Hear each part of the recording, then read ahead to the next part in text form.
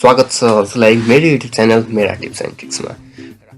म यो च्यानलमा हजुरले विशेष गरी कुनै पनि टेक्निकल टिप्स एन्ड ट्रिक्स र अर्निङको भिडियोहरू हेर्नुभयो भने आज मैले हजुरहरूको लागि एउटा हेल्थ टिप्स भनौँ अथवा कोरोना भाइरसबाट हामी कसरी बच्न सक्छौँ आफू र हुन सक्छौँ भन्ने बारे भिडियो लिएर। यो कोरोना भाइरस अहिलेको समयमा विश्वव्यापी रूपमा एउटा महामारीको रूपमा फैलिएको छ र निकै नै छोटो समयमा यसले 1,20,000 भन्दा बढी मानिसको ज्यान लिइसकेको छ भने नेपालमा पनि 16 जना व्यक्तिमा यो संक्रमण भएको पुष्टि भइसकेको छ र यी संक्रमणलाई हामी कसरी रोक्न सक्छौँ, यो संक्रमणबाट हामी आफू कसरी बच्न सक्छौँ र अरूलाई कसरी बचाउन सक्छौँ भन्ने बारे मैले हजुरलाई यो भिडियोमा बताउने छु। र अब भन्नु पर्दाखेरि के हुन्छ भने सर्वप्रथम त अब यो कोरोना भाइरस कसरी सर्छ। यो कोरोना भाइरस सबभन्दा एकदमै छिटो सर्ने गरेको छ, एक व्यक्तिबाट अर्को व्यक्तिमा निकै नै छिटो सर्ने गरेको छ। हुन त यदि कुनै एउटा संक्रमित व्यक्तिले कुनै पनि सरसामानहरू छोएको छ, हाछ्यु गरेको छ, कुनै हाछ्यु गर्दाखेरि कतै पनि केही त्यो ड्रपलेट्सहरू कफ ड्रपलेट्सहरू कतै परेको छ, श्वास प्रश्वासको क्रममा बोल्दाखेरि हाछ्यु गर्दाखेरि जुन कफ ड्रपलेट्सहरू रहेको छ, जुन संक्रमित व्यक्तिबाट निस्केको त्यो ड्रपलेट्सहरू कतै परेको छ भने त्यसमा पनि भाइरस हुन्छ र त्यो पनि हामीले छुँदा र हामीले आफ्नो नाक मुखहरू छुँदा आँखाहरू छुँदा त्यो भाइरस हामीभित्र जान सक्छ र हामी पनि संक्रमित हुन सक्छौँ। र अब यो भाइरसबाट बच्ने कसरी त? सबभन्दा पहिलो उपाय के हो भने हजुरले नियमित रूपमा साबुन पानीले मिची कमसे कम 20 सेकेन्डसम्म नियमित रूपमा साबुन पानीले मिची हात धुनुपर्ने हुनेछ। कुनै पनि सार्वजनिक स्थलबाट आउँदाखेरि अथवा हाछ्यु गरिसकेपछि अथवा खोकिसकेपछि चाहिँ हजुरले नियमित रूपमा कम्तीमा 20 सेकेन्डसम्म साबुन पानीले मिची हात धुनुहोला। त्यसै गरी के हो भने हामी अब कतै जाँदाखेरि अथवा आफ्नो घरमै बस्दा पनि एकदेखि अर्को व्यक्तिको बिचमा, आफ्नो परिवारकै व्यक्तिको बिचमा पनि हजुरले केही दूरी कायम गरेर बस्नुहोला।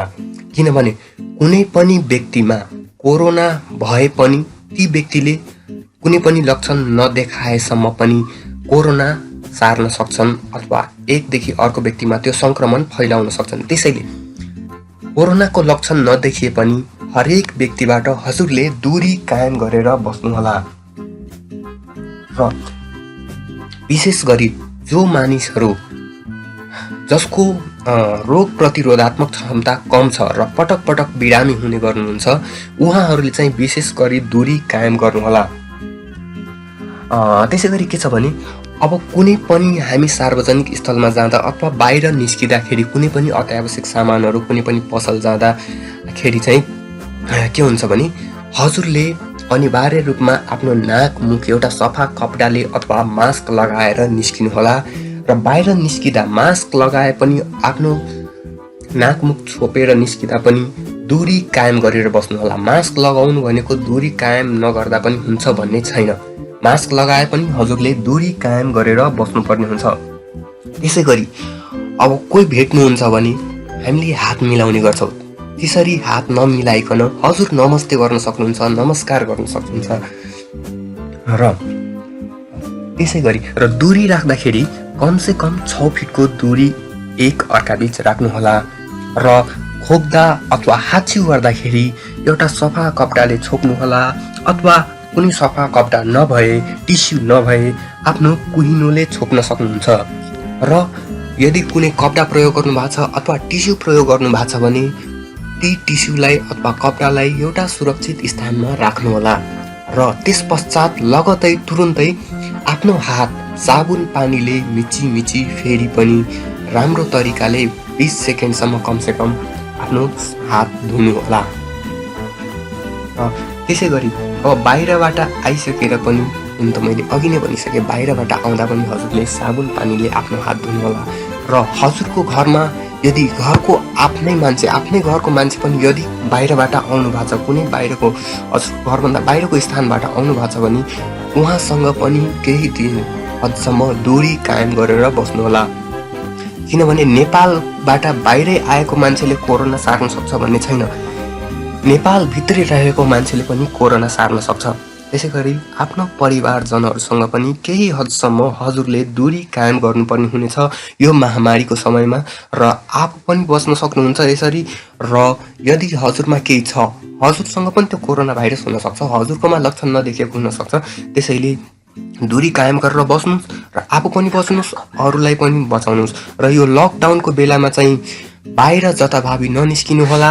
कुनै पनि अत्यावश्यक काम नपरी केही अरू कामको बहानाले अरू साधारण कामहरू छन् जुन चाहिँ हजुर पछि पनि गर्न सक्नुहुन्छ, ती कामहरूलाई अहिले छाडेर आफ्नै घरमा सुरक्षित तरिकाले बस्नुहोला र यो लकडाउनको पालना गरिदिनु होला। यो लकडाउन सरकारले फेरि पनि यो नयाँ केस कोरोनाको भेटिएको कारणले फेरि पनि हाम्रो वैशाख 15 गतेसम्म लकडाउनलाई लम्ब्याइएको छ।